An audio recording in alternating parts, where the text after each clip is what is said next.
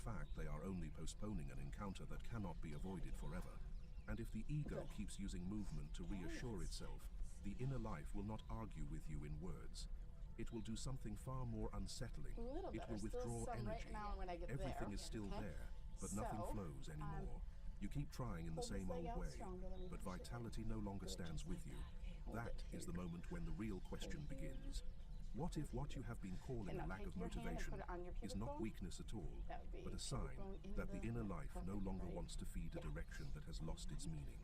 If you want to keep going with me into these quieter movements of the soul, subscribe to the channel. Here, we do not rush to offer easy comfort.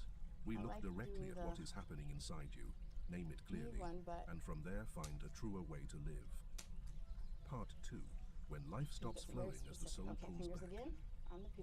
This state, where the soul begins to withdraw its energy, rarely arrives in a sudden way that makes it easy to recognize. It does not feel like a clean break. It feels more like something inside you starting to pull back, little by little. You still go to work, still answer messages, still finish the things you normally do, but now it takes more force to get through a single day. What once moved with a natural current now has to be dragged forward. To the ego, this is usually interpreted as a sign that you are losing your edge. It tells you to tighten your discipline, push harder, stop being soft. Jung saw it differently. He believed that at certain moments, what is withdrawing is not productivity, but libido in his deeper sense of the word. Psychic energy only continues to flow toward what the inner life still experiences as meaningful. This matters more than it seems, because if you misunderstand it, you will become cruel to yourself. Psychic energy is not just stamina, or whether you feel mentally strong on a given day. It is the living current of the psyche, of the whole inner life, and it moves toward what is aligned with a person's real development. When a path is still true for you, you will still get tired, of course. You will still have difficult days. But underneath all that, there is still a sense that you can live inside that path. But when the outer structure is still attractive, still rational, still easy to justify, while the soul is no longer inside it, something very strange happens. Every reason to continue is still there, but vitality is gone. Jung once wrote something very close to this state. The shoe that fits one person pinches another. There is no recipe for living that suits all cases. There are forms of life that suited one stage of you very well, but later on they begin to constrict your spirit, even when nothing appears wrong from the outside. To make this clearer, think of it this way. There are songs you once loved because they felt completely true to you. They seem to speak exactly to your mood, your youth, the person you were becoming. But years later, you play that same song again and realize you have to make an effort just to listen all the way through. It is not because your ears have changed. It is because your inner life has shifted to a different frequency. Psychological life works in much the same way. Some choices were once true, a certain way of loving, a certain way of working, a certain image of success, a certain role inside the family. But if you keep clinging to those things after the deeper self has moved into another stage of development, the psyche will stop supporting them. This is not betrayal. It is the self-regulating function of the inner life. Jung did not see the human being as nothing more than a product of the past. He believed the psyche is also teleological. It is pulled forward by a fuller possibility of the self, by a more truthful form of life that you have not yet fully become. So when energy begins to withdraw from a certain way of living, that does not necessarily mean you have failed. It may mean that something deeper in you already knows that path no longer serves your real growth. The ego only sees loss of control, so it panics. But the soul often does not panic at all.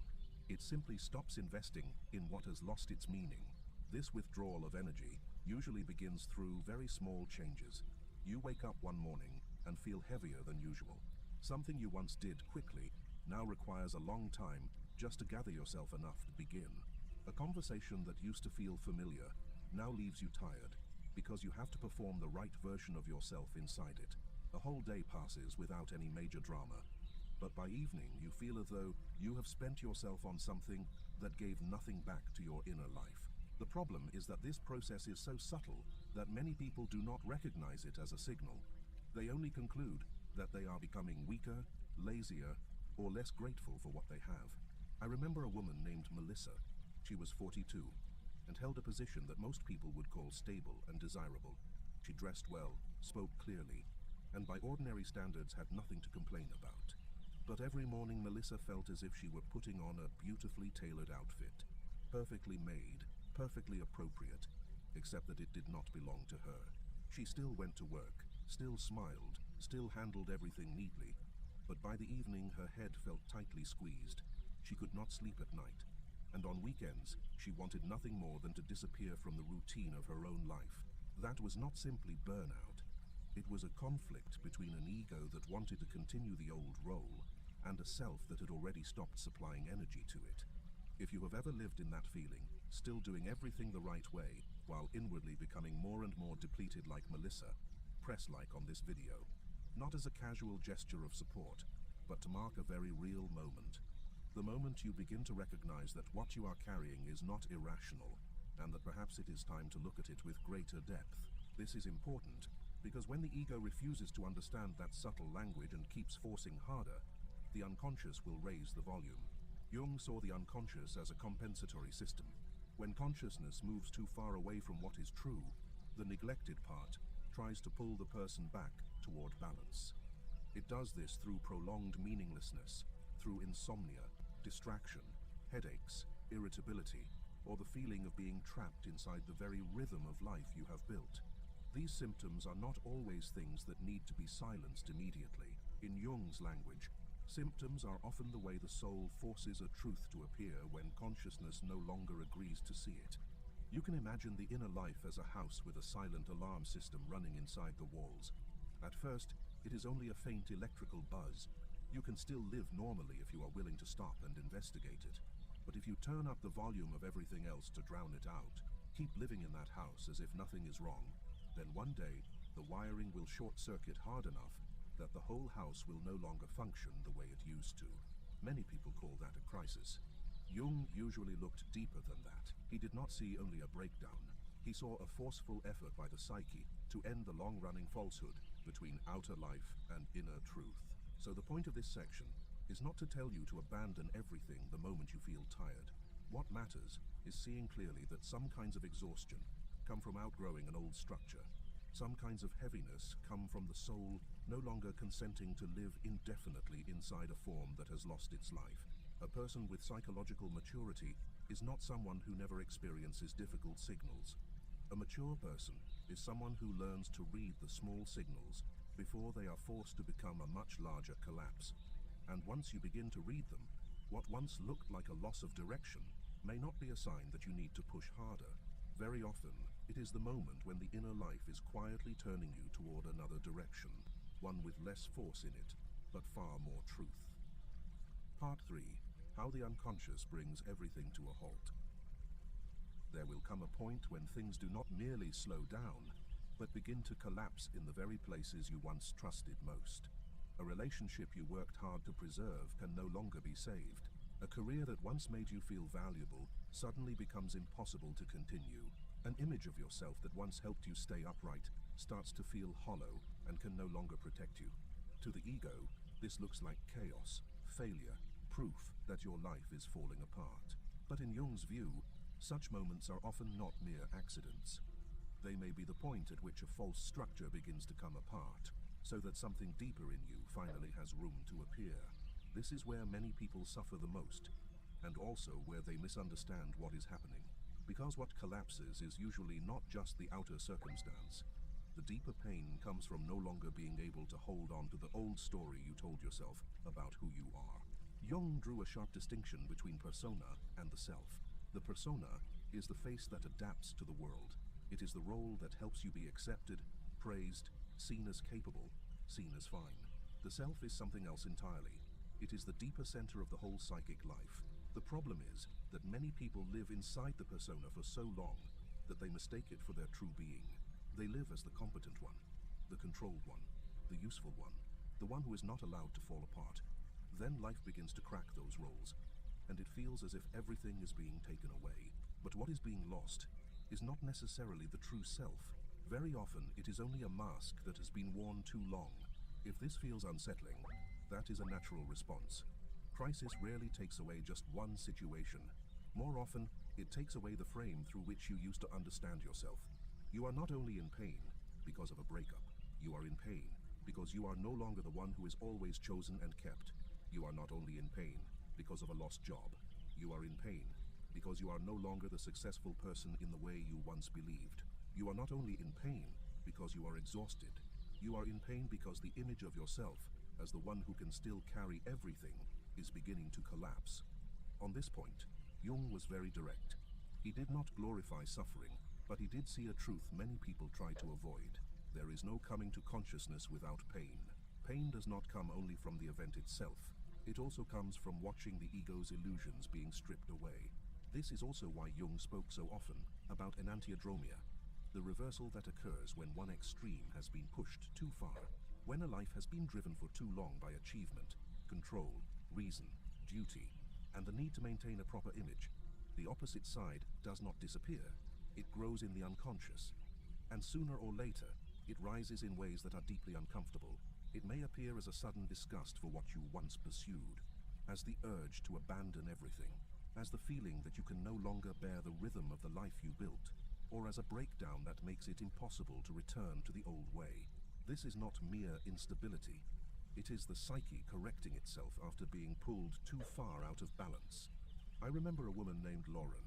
She was in her 40s, and her friends saw her as the strong kind of woman, always on time, always put together, always the one who untangled things for everyone else. After a breakup, what frightened Lauren was not only the loss of the relationship. What frightened her was realizing for the first time that she no longer had the strength to maintain the image of being the woman who needed no one. She started forgetting simple things. She became irritated by small matters. Some days, she would sit in her car for nearly half an hour and not want to step out. That was not just grief after a loss. It was the symbolic death of the ego, when the old image of the self is forced to crack so that individuation can begin. To understand this more clearly, think of a garden that has gone too long without being pruned. Some branches still look green and occupy a beautiful place, but in truth, they have drawn out the sap and no longer bear fruit. If the gardener leaves them in place, simply because he fears the emptiness that pruning would create, the whole garden weakens. Sometimes the cutting has to be severe, not because the garden is hated, but because life needs to return to the right places. Crisis in psychic life can work in much the same way. It is not always punishment. Sometimes it is the harsh way life cuts away what has lost its function, even while the ego is still attached to it. Or picture a manuscript that has been written for too long within an old form. The sentences are still correct, the structure is still there, but the story inside has changed so much that the old shape can no longer contain it. At that point, the writer must tear away many pages, not because the work is dead, but because something truer is demanding a different form. Human beings are not so different. There are phases in which you do not move forward by adding more, but by allowing something old to be dismantled. Jung called this individuation. In that process, the ego cannot remain at the center forever. It has to learn to yield to a deeper center, one that is less fabricated and more faithful to what you truly are. By now you can probably see why crisis frightens people so deeply. It does not only take away stability, it reveals what that stability was built on. Many people are not truly living. They are defending a model of themselves. And if that model never cracks, they can remain trapped inside a life that still looks orderly, but no longer contains life. In that sense, crisis is not always the opposite of grace. Sometimes it is a hard form of grace. It takes away what you would never release on your own, because you have confused it with your identity. So what the ego calls everything is breaking may actually be the moment life begins removing from you what can no longer accompany your becoming. That does not make the pain smaller at once, but it changes the way you hold it. You stop asking only, why is this happening to me? You begin to ask a deeper question. What in me has to die so that a truer life can begin? And very often in that question, you start to see that crisis is not only an ending, it is a threshold the ego does not want to cross, but the soul has been waiting at for a very long time. Part 4. Synchronicity as God's quiet direction. After an old structure has cracked, life usually does not hand you a new plan right away. That is the part that makes most people restless. The ego wants a clear answer. It wants to know what the next step is. It wants to turn the whole healing process into something orderly and controllable. But deeper life rarely works that way. It does not give you the entire map at once. It only begins to reveal small signs, very quiet ones, very ordinary ones. But if you are attentive enough, you begin to feel as though your circumstances are being rearranged according to an order you could not see before. This is where Jung offers one of his deepest ideas: synchronicity, or meaningful coincidence. What Jung meant was not superstition, and he was not encouraging people to see omens everywhere. He was describing those moments when an inner movement and an outer event meet at exactly the right time and carry a deep meaning for the person living through them, even though there is no clear causal link between them in the usual sense. Jung once wrote, "Synchronicity is an ever-present reality for those who have eyes to see. That does not mean everything is a sign. It means life is always full of meaningful points of connection, but people only notice them when consciousness becomes less noisy. As long as the ego is trying to control everything, it sees events as scattered fragments. When it becomes less forceful, you begin to notice that some things come together in a way that is not random at all to your inner life." This is a good place to pause for a moment. After a crisis, many people assume that if no big answer arrives, they must still be lost. That is not always true. Very often, real guidance does not come as a loud voice from somewhere beyond you. It comes through a series of small but timely circumstances. A meeting that seems accidental, yet touches exactly what you have been struggling with. A book that falls into your hands at the precise moment you can no longer bear your old way of living. A sentence from a stranger that gives a name to something you have not yet been able to articulate. Each piece by itself may look ordinary, but when they appear in the right inner season, they begin to stand beside one another as a network of meaning. And this is what Jung wanted us to notice. Sometimes there is a resonance between the inner world and the outer world that the ego's linear logic cannot fully explain. I remember a woman named Naomi. After nearly 15 years working in media, she knew very clearly that she was no longer living truthfully in that profession, but she still did not dare to leave. Things only started to change when she stopped forcing herself to make an immediate decision. Over the course of 3 weeks, Naomi kept hearing the same theme of art therapy from 3 unrelated sources. An old client mentioned it, a forgotten book at a cafe landed in her hands, and a woman sitting next to her on a train spoke about changing careers at 40. Each event on its own could have been dismissed as coincidence. But for Jung, this is exactly what synchronicity is. When the inner life is ready to turn in a new direction, outer circumstances begin speaking the same language. If you have ever gone through a season like that, when small pieces kept quietly appearing at exactly the moment you needed them most, leave a comment under this video. It does not have to be long. One honest sentence is enough. Sometimes naming a sign you once lived through helps you realize that life was never abandoning you the way the ego once believed. What matters more deeply here is that synchronicity often becomes clearer during times of transition, when you no longer fully belong to the old life, but have not yet stepped completely into the new one. Consciousness and the unconscious become more flexible, more open. You are less identified with the old role, and because of that, you become more sensitive to signals you would once have ignored. It is not that the world suddenly becomes magical. It is simply that you are no longer so busy forcing the old pattern onto everything. And because of that, the subtle points of contact between inner and outer life finally have room to appear. Even so, this requires the kind of sobriety Jung always kept. Not every coincidence is a message. Not every repeated detail should be mystified. What needs to be developed is not an obsessive habit of decoding everything, but a healthy, symbolic sensitivity. You have to ask yourself, does this situation actually make something clearer in me? Does it bring me closer to what is real in me? Does it make me less forceful, less strained? Or does it only excite the ego, make it cling harder, and build yet another story to comfort itself? That distinction matters.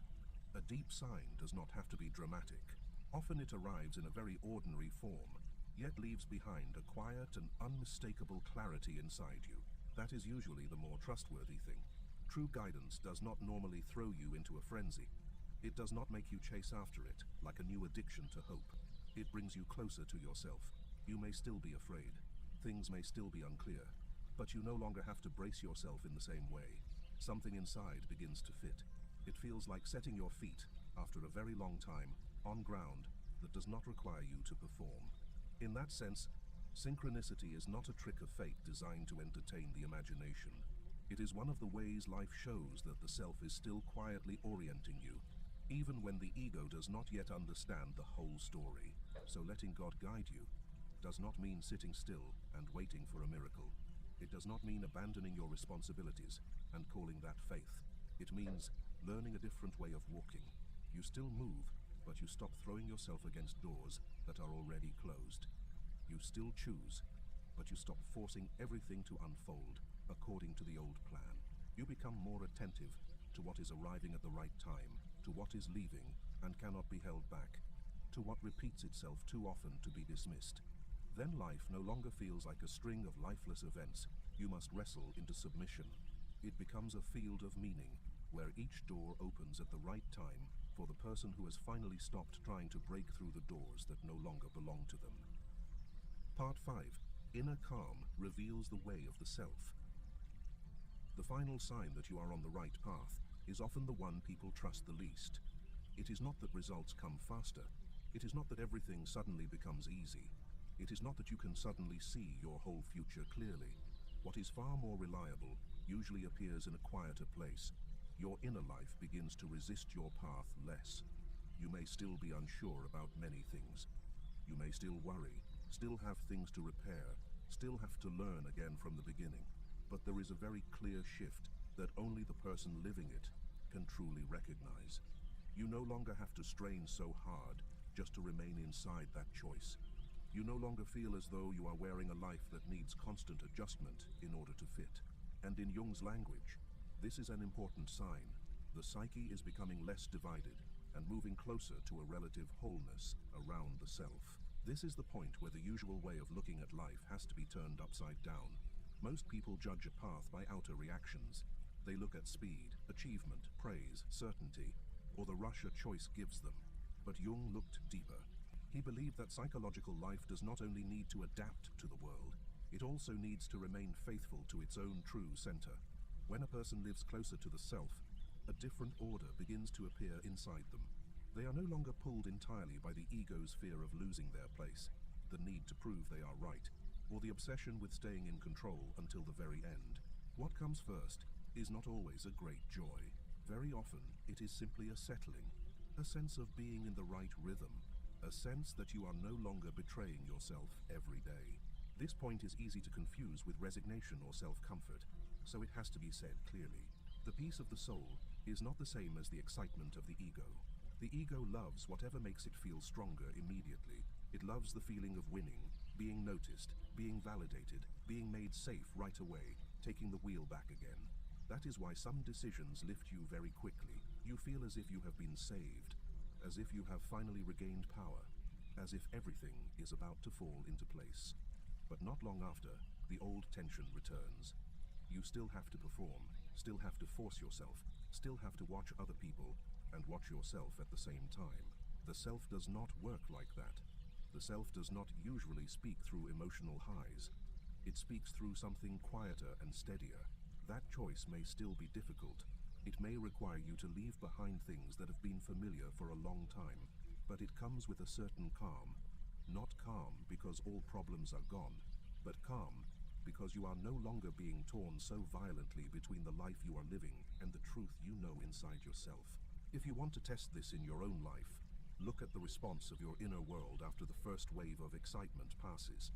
A choice that comes from the ego usually demands that you keep feeding it with reasons, with images, with outside confirmation. A choice that is closer to the self is different. It does not need you to keep advertising it inside your own mind. It stands on the consistency it creates. It is like stepping into a room that does not have to be beautiful, but has enough air for you to breathe normally. On the other hand, there are rooms that look elegant, impressive, perfectly up to standard, the kind that easily make other people admire them. But if you stay in them long enough, your body begins to tighten, and you do not even know why. You have to sit the right way, speak the right way, hold the right expression, and some part of you is always on alert. Many choices in psychological life are like that. Something can look perfectly fine from the outside and still not be the place where you are able to live truthfully on the inside. I remember a woman named Caroline. For almost all of her adult life, she lived inside the image of a very capable woman. Good job, steady presence, always able to handle things, always able to be the one others leaned on. No one thought Caroline had any problem at all. Only she knew how much energy it took every morning to step back into the version of herself that people expected to see. Later, when she left a respected position and moved into a simpler way of living, one that brought her less praise and less admiration, what surprised her was not immediate success. In fact, there was a period when she felt deeply uncertain, but for the first time in many years, she slept more deeply. She no longer felt each morning that she had to put on a skin that did not belong to her. And little by little, her inner life stopped resisting the life she was actually living. That is also why some people only realize they have left the old road, not when they finally have a complete answer, but when they can no longer endure the old level of falseness. They no longer want to live inside the same amount of strain, the same degree of inner division, the same habit of swallowing themselves just to keep life looking acceptable from the outside. This change matters. It shows that the standard of the inner life has shifted. Before, they accepted a path as long as it was reasonable, safe, praised, or useful for maintaining an image. Now they begin asking a different question. Does this path make me clearer on the inside? Does it make me perform less? Does it make me betray myself less? When the question changes, life changes with it. This does not mean the right path will no longer have challenges. Jung never promised that. Moving closer to the self does not mean moving into comfort. Very often it asks more of you. It asks you to face more truth, to leave behind more roles, to accept more uncertainty. But the difference is this. Before, you were living, and at the same time feeling yourself resist the very life you were living. Now, even if it is still hard, you no longer feel cut off from yourself. You may be tired, but not in the way that comes from being split in two. You may be afraid, but not in the way that comes from knowing you are living wrongly and still forcing yourself to stay. This reduction of the inner civil war is one of the most trustworthy signs that you are moving in a truer direction than before. Letting God guide you is not about waiting for a command from outside yourself. It is about learning to recognize when the soul is becoming less tense, less divided, less at war with the choice you are living. The deepest guidance often does not arrive like a miracle. It comes as an inward quieting, as the part of you once pulled between what the ego wants to keep and what the self knows is true finally begins to stop struggling so violently. And in that quiet, you understand something very important. Not forcing does not mean drifting. Very often it is the first time you are truly walking in the right direction. Perhaps this is one of the hardest things a person has to learn in life, to accept that not everything we fight to keep truly belongs to us. The ego always wants to believe that if we just try a little harder, endure a little longer, rearrange things one more time, everything will fall back into place. But the deeper movement of life does not obey that fear. Some things move farther away the more tightly you try to hold them. Some doors only lock harder the more you push. And there are seasons when the wisest thing is not to tighten your grip, but to be honest enough to admit that something deeper within you is asking to live differently. Carl Jung reminds us that the right path is not always the one that makes the ego feel strong. Very often, it is the path that no longer forces you to fight against yourself. Once that begins to happen, you no longer need every answer right away. You only need to be honest about what is losing its life within